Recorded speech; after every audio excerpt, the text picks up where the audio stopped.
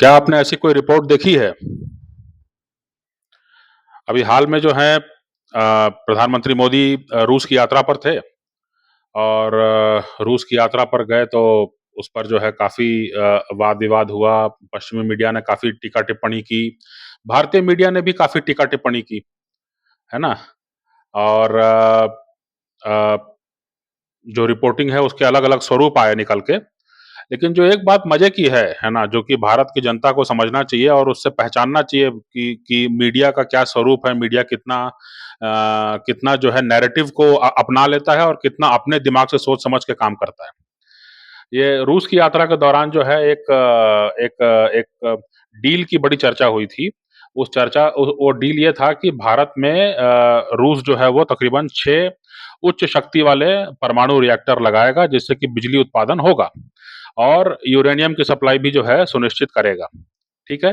हालाँकि इस बारे में अभी और तथ्य सामने आने हैं, लेकिन ये प्रमुखता से जो है इसको माने इसको विज्ञापन किया गया था इसका। अब सवाल ये उठता है कि भारत जैसे देश में अभी हाल में जो है मई तक जो है लोग हलाकान हो रहे थे प्रचंड गर्मी से, है ना?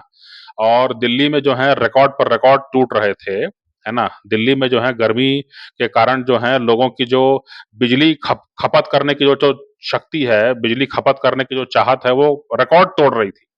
कइयों बार जो है ऐसा माना गया कि जो है इतिहास में जो है दिल्ली ने इतनी इतनी बिजली खपत नहीं की है, क्योंकि गर्मी इतनी प्रचंड थी तो पंखा, कूलर, एसी कुछ भी बंद करने का मन ही नहीं कर रहा था। लोग संभव ही महसूस नहीं कर रहे थे, है ना?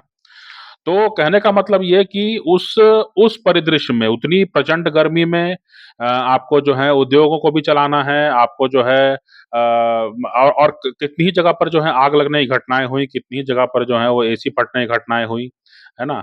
तो वैसी स्थिति में जो है भारत जो बिजली की उत्पादन कर रहा है, उसमें एक बहुत बड़ा हिस्सा जो है वो कोयला से है ना? कोयला को स्रोत बना करके बिजली उत्पादन किया जा रहा है। अब रूस गए हैं प्रधानमंत्री मोदी और वहाँ पर जो है उन्होंने कहा कि भई 6 कम से कम 6 जो उच्च शक्ति वाले जो परमाणु रिएक्टर हैं, उसका समझौता किया जाएगा। और भी जो है कुछ जैसे जहाज पर जो है परमाणु रिएक्टर को स्थापित करके जो है वो भी टेक्नोलॉजी रूस के पास है, वो भी जो है वो भारत के साथ साझा करने को तैयार है। अब सवाल ये उठता है कि आपने कहीं पर भी मीडिया में इस तरह की रिपोर्ट देखी है क्या कि वो 6 न्यूक्लियर रिएक्टर रग लग जाएँगे भारत में, तो कितना कोयला जलने से बचेगा? पर्यावरण को कितना फ़ायदा होगा? पर्यावरण को नुकसान कितना बचा सकते हैं? कोयला जलेगा तो पर्यावरण को नुकसान होगा। तो अगर वो न्यूक्लियर रिएक्टर लग जाते हैं, तो कितना कोयला हम जलाने से बच जाएँगे, है ना? और कितनी बड़ी आबादी को कितना फ़ायदा होगा? इन सब पर कोई रिपोर्टिंग, कोई आंकड़े, कोई स्टैटिस्टिक्स आपने देखे हैं क्या? नहीं देखे हैं। जबकि ये आपके हित की बात है ना? आपको दरअसल ये बताया जाना चाहिए था कि ये कब तक शुरू होगा, कब तक खत्म होगा प्रोजेक्ट और कितना इसमें लाभ लाभ होने की संभावना है और समाज के किस वर्ग को इससे लाभ होने की संभावना है। आप इससे उत्तर में बिजली देंगे, दक्षिण में बिजली देंगे, पूरब में देंगे, पश्चिम में देंगे, उद्योगों को देंगे कि घरेलू बिजली के लिए देंगे, है ना? ये सब चीज़ों पर जो है आंकड़े जो हैं सामने आने चाहिए थे। इन सब पर जो है बात होनी चाहिए थी, है ना? और बात इस पर होनी चाहिए थी कि जो है पहले से क्यों नहीं जो है परमाणु बिजली पर जो है इतना ज़्यादा फ़ोकस किया जाए क्योंकि आपको बताना चाहता हूँ मैं कि पूर्वी यूरोप में जो है पोलैंड के साथ-साथ और भी कई देश जो हैं, वो रूस से दुश्मनी है उनकी तो इसलिए वो रूसी गैस और उनके जो तेल है उस पर निर्भरता कम करने के लिए वो भी अमेरिकी कंपनियों को ऑर्डर दे रहे हैं कि वो भी हमारे यहाँ भी जो है न्यूक्लियर रिएक्टर लगाया जाए। तो ये बहुत बड़ा मसला है।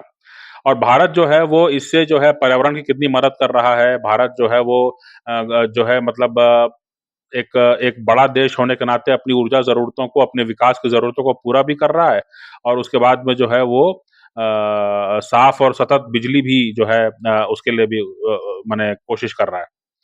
इसकी तारीफ़ की जानी चाहिए थी। इसको कम से कम आपको हाइलाइट करना चाहिए था, कम से कम एक तो अच्छी बात निकल के आई, कम से कम सभी जगह पश्चिमी देशों में भी क्योंकि पश्चिमी देश भी जो है आम तौर से बहुत टीका-टिप्पणी करते हैं, कि भारत जो है इतना बड़ा देश है, अपने विकास के लिए कितना कितना कोयला जलाएगा। तो कहने का मतलब ये है कि इस पर पूरी तरह से यहाँ का मीडिया भी गोल कर गया। विदेशी मीडिया तो नहीं बोलेगा क्योंकि उसको तो नाराज़गी है इस बात से कि भई आप रूस चले गए। उनका एजेंडा धरा धरा रह गया।